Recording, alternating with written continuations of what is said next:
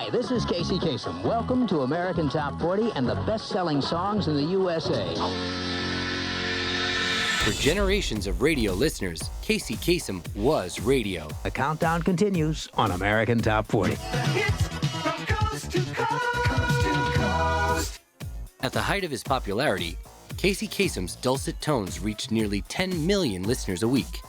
You have to remember this was before the internet, so if you wanted to know what the top songs were, what was in, what was cool, you listened to Casey Kasem. But tragically, the radio icon's final years were scarred by bitter family fighting. We didn't know how sick my dad was. We didn't know how long he had to live. Casey Kasem's children felt they had to go public with what was going on in their family. On this episode of Fortune Fights, husband and wife media experts and attorneys Danielle and Andy Mayoras explore Casey Kasem's rise to radio superstardom, how he amassed an $80 million fortune, and the family rift that would sustain even past his death.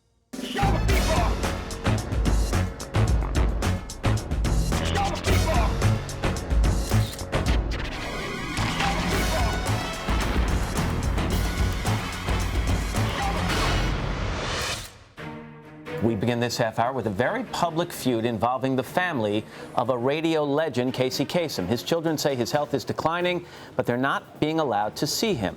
In October 2013, news cameras rolled as a bizarre protest unfolded outside the Los Angeles mansion of retired radio legend Casey Kasem. For more than 2 months, Kasem's wife, Jean Thompson, had barred friends and family, including his own children, from visiting the unwell 81-year-old. In order to pressure Jean to allow them to see Casey, friends and family staged a protest in front of their home. They brought picket signs and the media and pleaded with Jean for a chance to see Casey. We just want to see him, that's it. We don't want anything except to see my dad. We gotta let people know that we can't get in to see Dad. She's not letting any family member see him or his friends. Let's get them all to protest. Let's get them all to hold signs saying, we miss you, we love you, why can't we see you? He's a grown man. He should be able to come to the door if he wants. This was definitely an out-of-the-box approach to try to see their dad. But Casey Kasem's older children had tried the typical channels without any success, so they were really forced to do something dramatic at this point in time. Family disputes like this can be very difficult because everyone thinks they have the best interest of the patient at heart. They just don't agree on what that is. Dad, we're here for you. We haven't abandoned you. As a beloved pop culture icon, many people wanted the best for Casey Kasem, because before the protest, before the family fights, Casey was Mr. Radio, paving the way for future hosts like Ryan Seacrest. As a kid growing up in Atlanta, I remember listening to Casey Kasem every week. For nearly 40 years, he counted down the hits on American Top 40. We're in all the major markets, and knock on wood, things are going just great. You can't talk about Top 40 radio without mentioning Casey Kasem. He was the man for syndicated radio. Earning millions in the process, a fortune that his family would fight over decades later. Attorneys Danielle and Andy Mayoras break it all down from the beginning. Being from Michigan, you always root for a hometown hero, and that's what Casey Kasem was, being born in Detroit. Before his distinctive voice earned him international fame, Kamal Kasem was a Lebanese-American kid growing up in Detroit in the 1940s. When Casey Kasem was in high school, his friends just called him Case, short for his last name. Then once he got into radio, he just expanded it to Casey. 16-year-old Kasem got his first shot behind the mic in 1948, calling games for his high school. And it wasn't long before people outside his school took notice. If I played for you what I sounded like, you would never think that I had a career in radio. Hello there, Casey at the mic on WBNOI. Around for the next 4 hours with swinging sound. Casey started his career, to an extent, in high school. He would do the games there because that was his way of getting into sports. But in 1952, 4 years after he debuted on air, Kasem's radio career was interrupted when he was drafted and sent to serve in the Korean War. However, the 20-year-old wasn't on the front lines. Instead, he read headlines as an announcer and disc jockey for the Armed Services Radio Network. Hi, this is Casey Kasem. Heard around the world on more than 350 American Forces radio outlets. When the war ended, Kasem returned to Detroit to pick up where he left off. He earned a degree in education and got back on the local airwaves. In 1956, Kasem took a new job with a new name. Casey at the Mic, an evening show on Detroit's WJBK, where he mixed jokes, trivia, and top 40 music. Kasem's calling card was his distinct voice. My name's Casey Kasem, and I'm all set to count down the biggest hits in the USA. I can remember as a kid sitting in my family room on Sunday mornings waiting for the top 40 to come on, cheering for my favorite song at the time to find out how high it would be placed that week. Kasem had grown from a local radio sensation to a promising young DJ in just over a decade. What I lacked in experience, I tried to make up for with hard work. When Casey Kasem was breaking into the Detroit radio, that's when Detroit was big. They were the number 5 market in the US. It was at that time New York, Chicago, LA, Philadelphia, then Detroit. So definitely one of the top markets across the country. By the mid-1960s, with nowhere to go but up, he left the smaller markets for the fame and fortune of Hollywood. In 1957, Casey decides, I'm gonna leave Detroit and see what else I can do across the country. So he starts out, he moves to Cleveland, then Buffalo, then Oakland, finally winding up in Los Angeles. And that's where things really begin to happen for him. Once he got to Los Angeles, Casey Kasem made a name for himself pretty quickly. High gain. We keep people talking. He made a good living doing commercial radio spots, being a music host for the teen show Shebang, and he even dabbled in some TV and movie roles. His distinctive voice was highly sought after. Lucky for you, I'm a dog lover. In 1969, Kasem's success continued when he landed a job voicing the character of Norville Shaggy Rogers in the animated series Scooby-Doo, Where Are You? These ladders can hold a lot of weight. Zoinks! But not that much weight. Just 1 year later, at 37 years old, Kasem made a career move that would change not only his life, but radio forever. From Hollywood, it's America's #1 pop music show. Every blue moon, somebody comes up with an idea that may start out small, that winds up becoming one of the biggest things ever. Well, that's what happened with Casey Kasem. He and his friends came up with this idea of America's Top 40, where they would count down the top 40 from Billboard magazine. And his thing also was to give you a little backstory again on each song and the artist and how that song came about. On July 4th, 1970, the American Top 40 debuted in 10 key markets nationwide, from Honolulu to Boston to Detroit. By the fall, they had plans to be in 50 markets. Casey Kasem was everywhere. You have to remember this was before the internet, so if you wanted to know what the top songs were, what was in, what was cool, you listened to Casey Kasem. I absolutely grew up listening to the Top 40 Countdown every week. I'm Casey Kasem, and the countdown continues. Kasem's unique broadcast style brought listeners back to the program week after week. He was the opposite of a shock jock. He just accentuated the positive, and he had the greatest tagline to end the show. Keep your feet in the ground and keep reaching for the stars. In just a few short years, Kasem's American Top 40 was a hit, and as the show's popularity grew, so did Kasem's paycheck.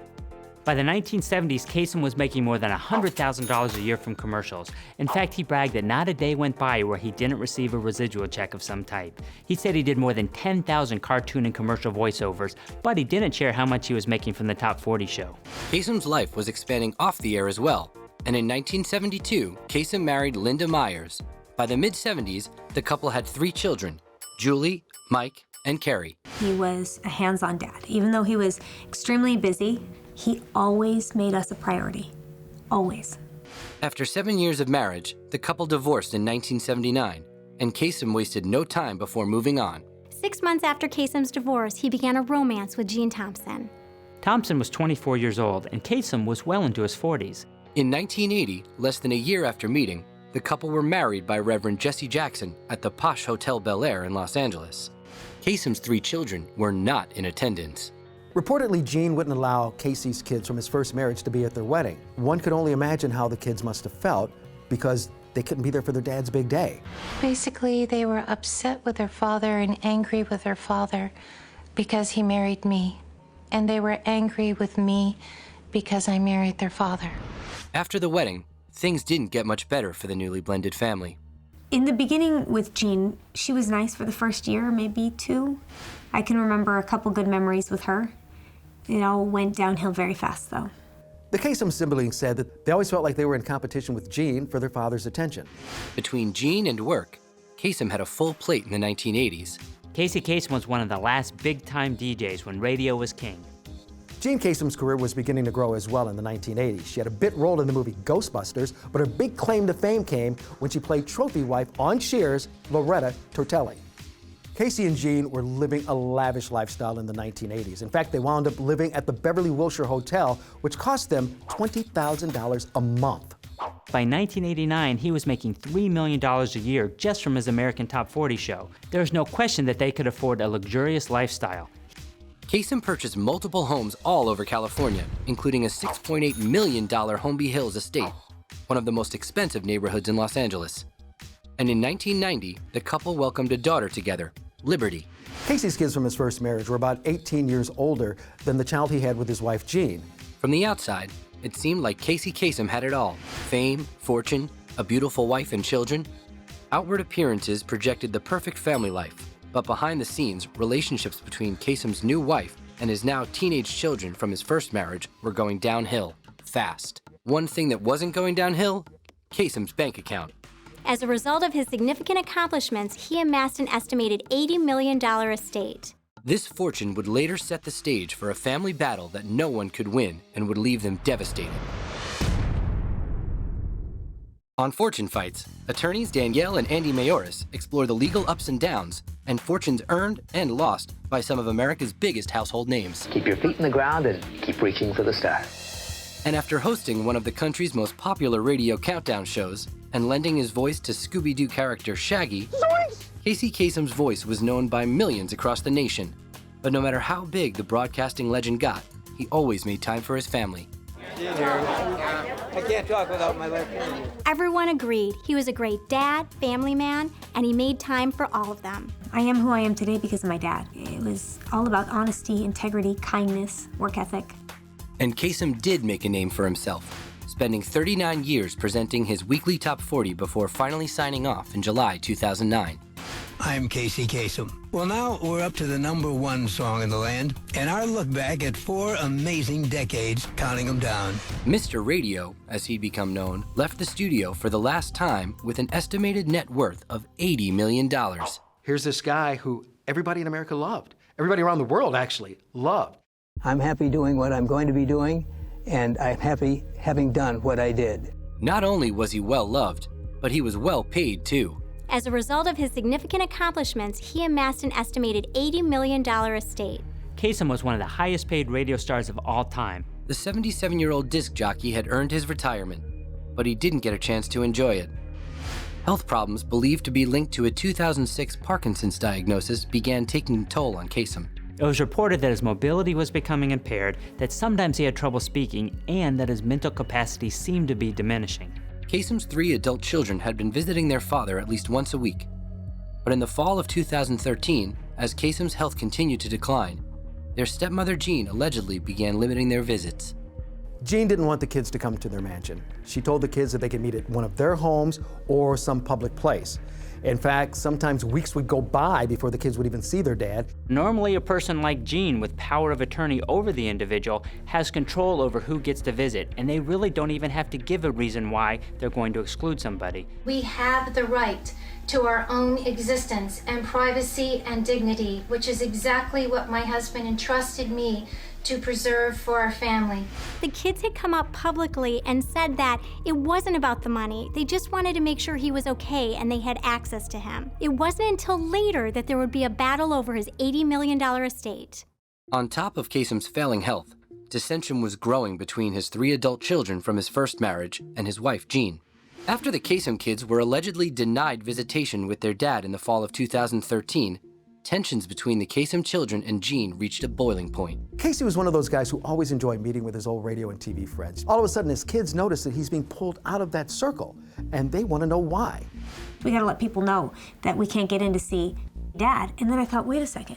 She's not letting my dad's brother see him, my aunts see him. She's not letting any family member see him or his friends. Kasem's oldest children started to wonder if more was going on than met the eye. As an elder law attorney, when someone is totally isolated from friends and family, it's definitely a concern. On the other hand, if the senior just doesn't want to see someone, that should be respected as well. Later that fall, having not seen her father in more than 2 months, Kasem's daughter Julie drove to his house to speak with her stepmother face to face. I got the call from my hysterical sister saying, Jean just said we're never gonna see Dad again. I can't get in to see him. And she came away from that visit inconsolable. Rather than seek legal action, Carrie and her siblings decided to take a different approach. Casey Kasem's children felt they had to go public with what was going on in their family, so they staged a protest and called on the media to bring attention to their family struggle. Dad, we're here for you. We want to see you. We love you. But there are two sides to every story. They have incessantly attempted to slander my family through the press. Every single time that these false and fraudulent allegations were investigated by the authorities, it was found that my husband, Casey, was receiving the best possible medical care. Surrounded by news cameras, Kasem's family and friends took a stand outside Kasem's Holmby Hills mansion. In response, Jean called the police and the protesters were asked to leave. Still unable to visit their father in the following days, Carrie and her siblings decided to contact authorities. The children contacted both the police and Adult Protective Services, but neither felt the need to intervene. There was no specific law that allowed adult children to have access to their parents. When Adult Protective Services couldn't help us, when the police couldn't help us, that's when I said, okay, we got to go to court. On October 7, 2013, Carrie's sister Julie filed a petition for conservatorship with the Los Angeles Probate Court. A conservatorship is a court proceeding, called a guardianship in most states, which seeks to have an individual appointed for someone who is unable to make their own decisions. Usually this is due to a medical condition like Alzheimer's disease, Parkinson's, or Lewy body dementia. Since the Kasem children had no other means to see their father, they went through the court system, which is a last resort. This, if granted, would give them access to their father and also allow them to make their father's medical decisions. The conservatorship would only give the Kasem children control of their father's medical decisions, not his $80 million estate. Still, Jean contested that their real motive was the money. Jean Kasem the whole time alleged that we were in it for the money. We never asked for money, not once. Take the money, Jean. Take everything. Just let us see our dad. Deciding to file for conservatorship is not something to be taken lightly. It takes something that's a private family matter and turns it into something public in the court system. And by going to court, the siblings also risked the possibility of further alienating themselves from their father. Often the spouse, or whomever is closest to the elderly person, often use this court proceeding as a way to further alienate the elderly family member, so they then can say, well, he doesn't want to see his kids. It's hard to know what Jean Kasem was thinking because she made limited statements to the press. To bolster their legal case, the siblings presented the court with an advanced medical directive signed by their father 6 years before, in 2007. An advanced medical directive is a document where someone appoints their medical decision makers to make everyday medical decisions like where they live and their doctors and their medical care, as well as termination of life support issues. This document has absolutely nothing to do with financial decision making. The directive stated that if Kasem were to become incapacitated, he wanted his daughter Julie and her husband to be in charge of his care. Since his daughter Julie was an attorney and her husband was a doctor, it wouldn't be surprising to have them named in the document. A lot of times people want individuals with expertise in that arena to make their decisions. On the other hand, individuals oftentimes want their spouses to make their medical decisions. Unbeknownst to his children, 4 years later, in 2011, Kasem signed another advanced medical directive, also known as Durable Power of Attorney. This gave Jean all decision-making power. My preference is that my clients have durable power of attorneys. This gives someone authority outside of the court to make a loved one's medical decisions. This directive would effectively void the one Kasem signed in 2007. The siblings knew that even before their father retired in 2009, his mental capacity was fading and questioned the document's validity. I knew the whole staff there at American Top 40, and they told me that he was having a really hard time getting through his scripts, that he was confused a lot. So you're telling me 2 years later, he can understand a power of attorney? It's not happening. There are a few different ways to challenge a power of attorney. To begin with, you can argue that the person who signed it wasn't competent at the time that they signed it. You could also say that they were being unduly influenced by someone else to sign the document. And lastly, you could argue that the person they appointed to make their medical decisions was not acting in their best interest, and that person should be removed. As part of the case, a court-appointed attorney was ordered to meet with Kasem at his home and report back to the judge. A court-appointed attorney is the eyes and the ears of the court. This is a person who's going to go out to the home and then report back to the court on what he or she sees. They're going to look around to see if the home environment's safe. They're going to check to see how the incapacitated person's being cared for. They're also going to talk to that individual, in this case, Casey Kasem, to find out what his wishes are for his medical decisions and just have a conversation with him to see how he thinks he's doing, and then share that with the judge. In his report following the home visit, the attorney stated that he believed Kasem was being well cared for. This wasn't the end of the road, though, for the Kasem children. All the judge was ruling on was the temporary conservatorship. Eventually, the parties did reach a visitation agreement, and as a condition to that agreement, they needed to withdraw the petition for conservatorship. The Kasem siblings also wondered if Jean was taking it a step further. Another complicating factor is something called undue influence. Undue influence is when someone is improperly influencing another person, and this is a particular concern when someone has a mental deficit and they're more susceptible to being influenced. 1 month later, the judge ruled in Jean's favor, upholding her authority under the 2011 durable power of attorney to act as her husband's decision maker. The court declined to appoint Kasem's daughter as temporary conservator. The ruling was in, but it came at a major price to both sides. Now, in a high-stakes case, especially one like this one where there's a lot of emotion involved, the legal fees can be astronomical. Reportedly, in this case, Jean Kasem spent $350,000 in attorney fees and court costs fighting her husband's conservatorship. Difficult cases like this one are far more common than most people realize. In these situations, it's not easy to determine when a court should intervene due to isolation from family members. Was that what Casey Kasem wanted? Was it in his best interest?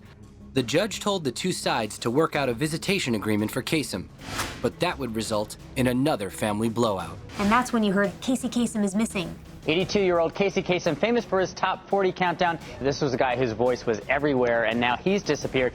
Casey Kasem's body was in a very fragile condition at this point, and he could not afford to have mistakes made about his care or about the effect that this transport would have on him. In 2013, the family of retired radio legend Casey Kasem was locked in a bitter dispute over the care and visitation of the ailing 81-year-old. Kasem's 3 adult children alleged that their stepmother was engaging in elder abuse by isolating their father and not allowing them and other family members to visit him. The family's primary concern was their father's health and well-being, as well as access to their father. They were also concerned that their father's $80 million estate was in jeopardy. We know Casey Kasem had executed multiple trusts, so he definitely put things in place to protect his fortune. The Kasem children continued to say that they simply wanted to visit their father, and they didn't understand why he was being isolated. Jean retaliated, claiming that it was toxic for the children to visit, but she refused to elaborate as to why, saying only that the children knew why they were not allowed to visit. However, Jean told People magazine, "I care for him day in and day out, and do my best to provide for his care and well-being." So at this point, we had no idea what she was doing, why she was isolating him. We had no idea. After a judge ruled to uphold Jean Kasem's conservatorship in November 2013, the court demanded the family work out a visitation schedule. The proposal put forward by Jean Kasem and her lawyer stated that among other conditions, Kasem's adult children could only visit their father for an hour at a time in the presence of a security guard. And I said, there's no way I'm signing a paper that states we can see my dad once or twice a month with an armed guard in the room for less than an hour. Yet, feeling that they might be running out of time to spend with their dying father, Kasem's 2 oldest children agreed to the terms. Carrie Kasem, however, refused. My dad's not in jail. He's not an inmate. There was more bad news coming for the Kasem family.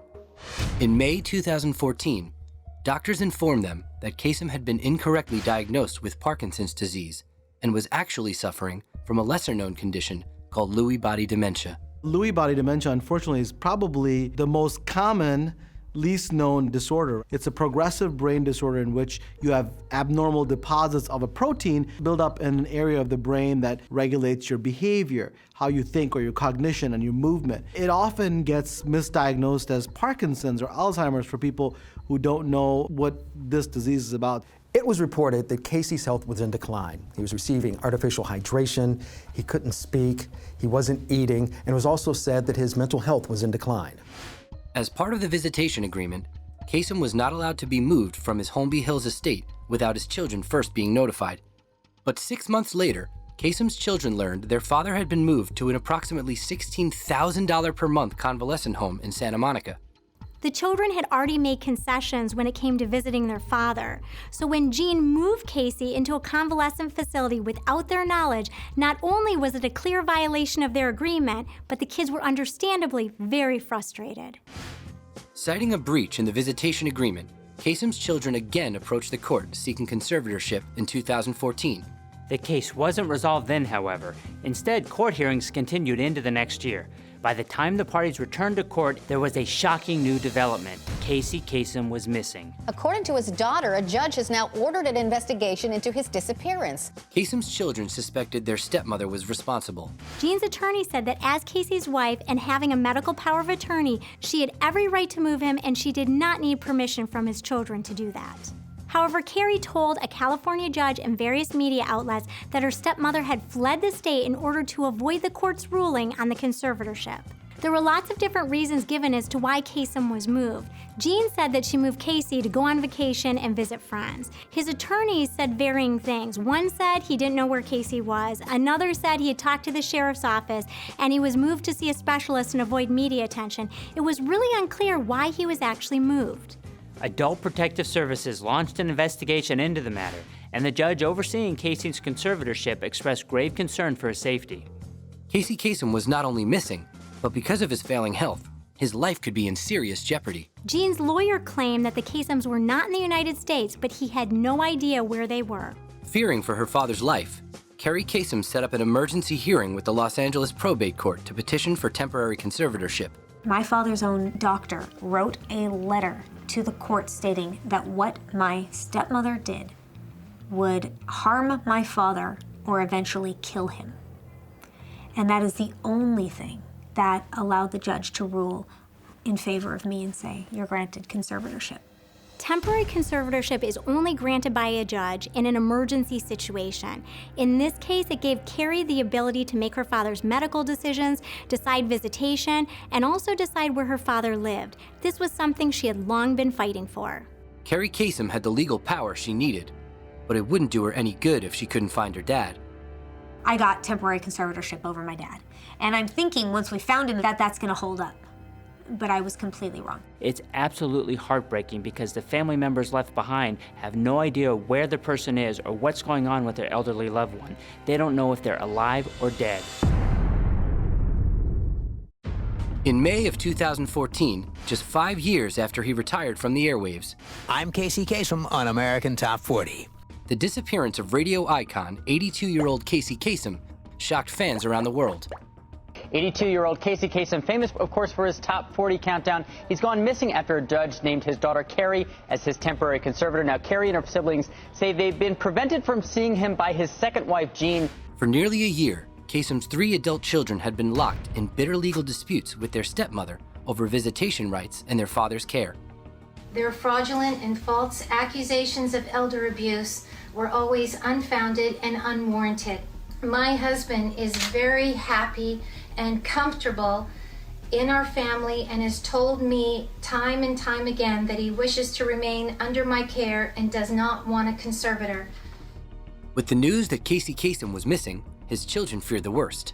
The sad reality is that these battles over care of a loved one are far more common than people realize. They happen to celebrities and non-celebrities alike. We've even had extreme situations in our law practice where a senior has been kidnapped and relocated to another state. Why would Jean take Casey out of the convalescent facility? That move that night was to get him out of the drama and to keep him safe and secure.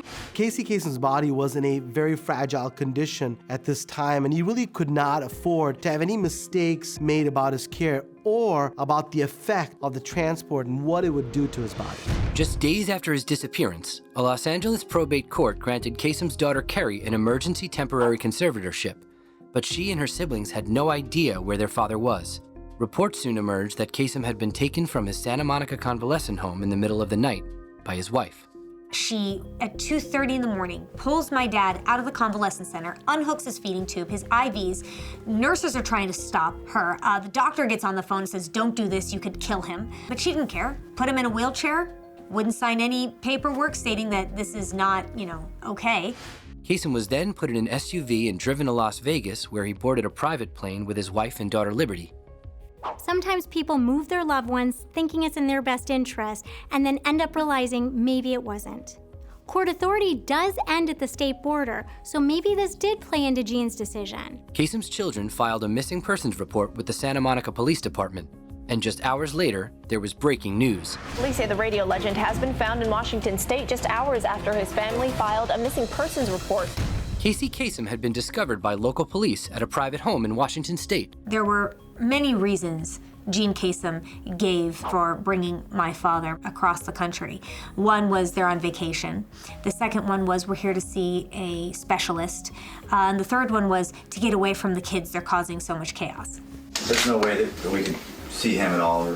No, sir. Taking somebody and abruptly moving them across the country, as happened, could be enough to really make the disease go to such a state that it's catastrophic for him. Officers who visited the home reported that Kasem seemed to be well taken care of, and they were informed by his wife that they were on vacation. They don't check his bed sore. They don't ask any medical questions because they are not doctors. So they just see him sitting there with a blanket on him, and they say, well, looks like everything's fine. Carrie Kasem's temporary conservatorship in California was upheld by a Washington state judge, allowing her to visit her father and have him admitted for a medical exam. On June 1st, 2014, Carrie visited the house in Washington where her dad was staying.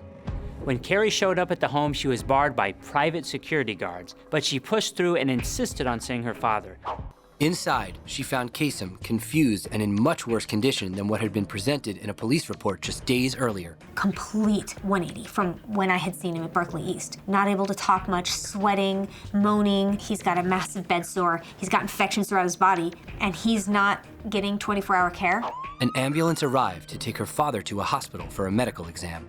Jean first tried to stop the paramedics from entering the home, but then she relented and Casey was loaded into an ambulance. Before ambulance doors closed, Jean Kasem emerged from the house and approached her stepdaughter. As Casey was being transported into an ambulance, Jean emerged from the house and hurled a chunk of raw hamburger meat towards them into the street. In the honor of King David, go ahead and take me. In the honor of King David, I throw this piece of meat to you, to the dog. When Jean threw the meat, she obviously wanted to make a public statement, and you can imagine she would have been feeling frustrated at that point in time. She was ushered back inside the house before a serious confrontation could happen, but that wasn't the end.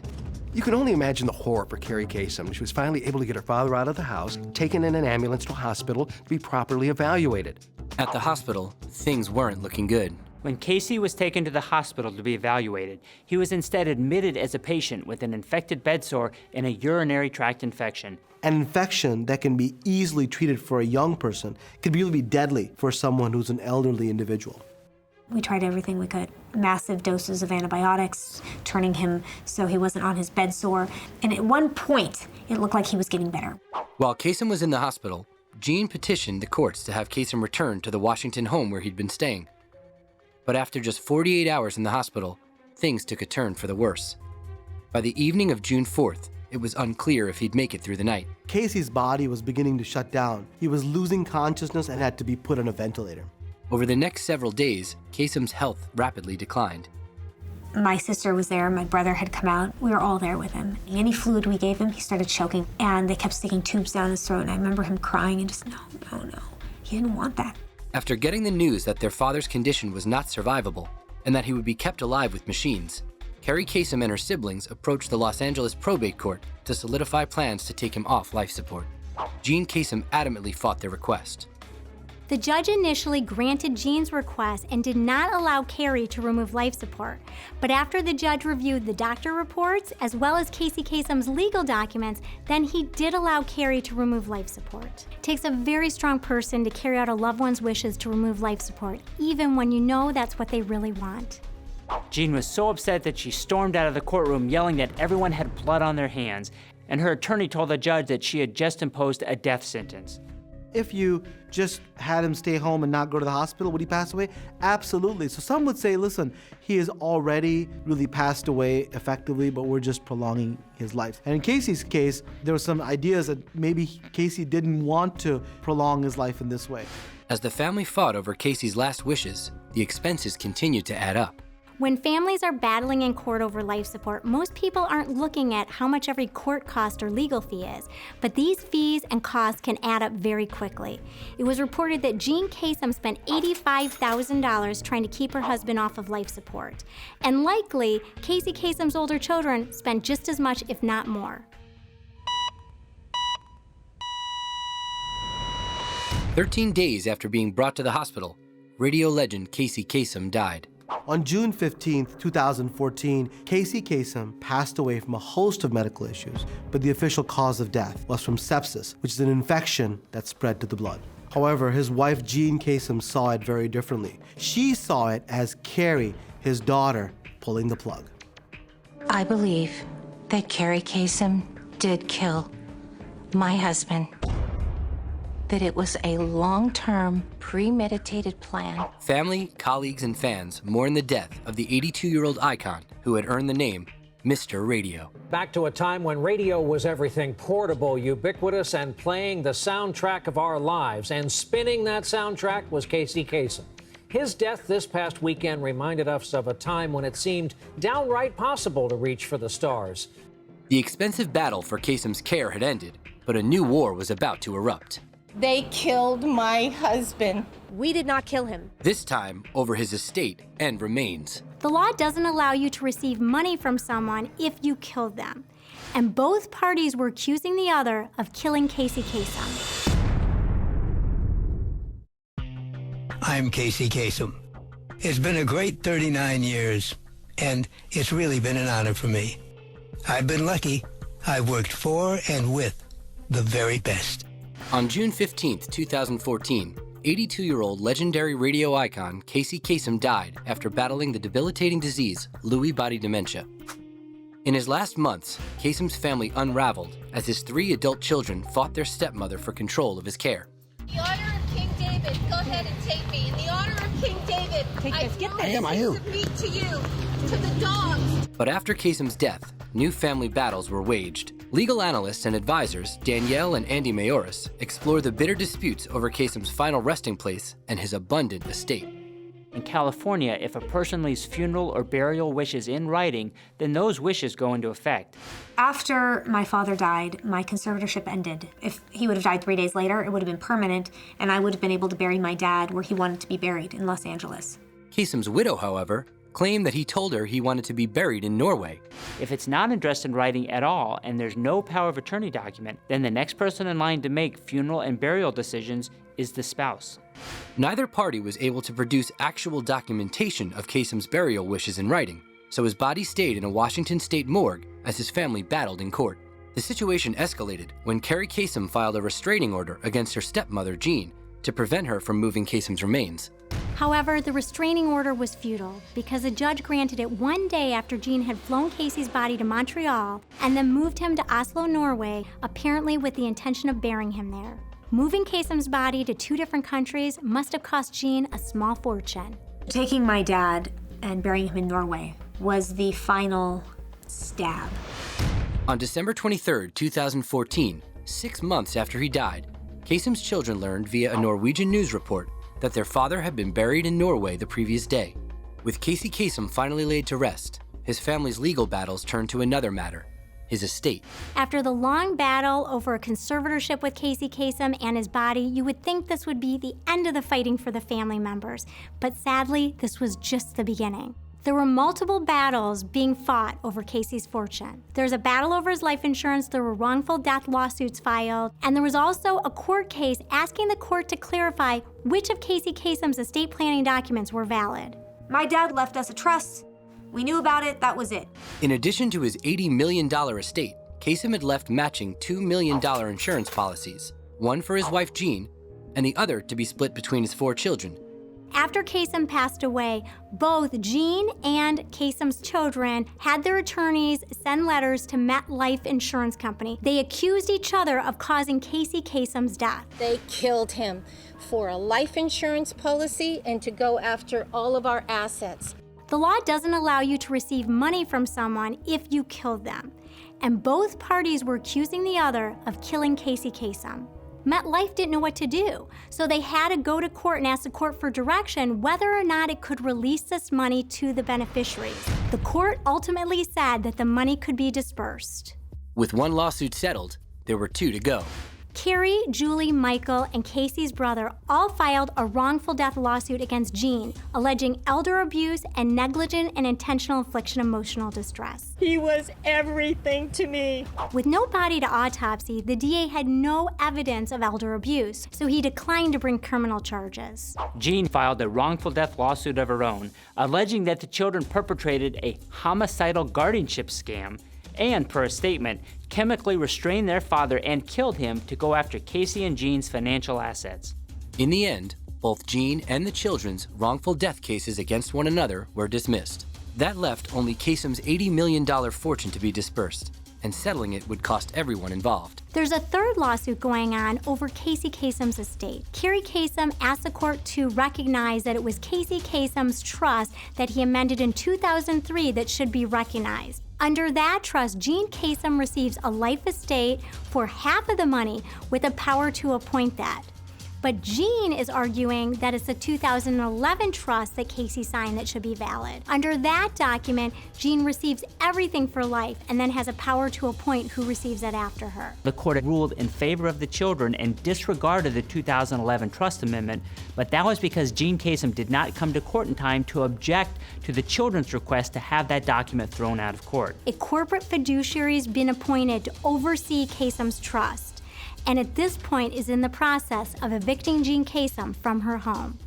We expect that the trustees will sell the house and put the money into the trust for the family members to divide, but because it's taken so long to sort through this fight, everything has been delayed and nobody's benefiting from it. To date, the family has spent more than $600,000 on legal fees fighting each other. They've destroyed everything, they've killed everything. They're taking everything. They want everything. With high-stakes case like this, where emotions run high and both sides have money to spend on legal fees, the lawyers' bills can be astronomical. But when you're looking at a multi-million-dollar estate, these attorney fees are just a drop in the bucket. And of course, it goes beyond the attorney fees. It's about principle a lot of times. And in this case, both parties are fighting for what they believe in to make sure justice is served when it comes to Casey Kasem. The Kasem story is not just a cautionary tale for the rich and famous. Their struggles are all too real for many families today. It's critical to be proactive when you have concerns of elder neglect or abuse, especially when there's a family member with dementia, Alzheimer's disease, Lewy body dementia, or advanced Parkinson's disease. Casey Kasem had a great career and a huge impact on millions of people around the world, and his legacy will be remembered for years and years to come. Keep your feet in the ground, but keep reaching for the stars.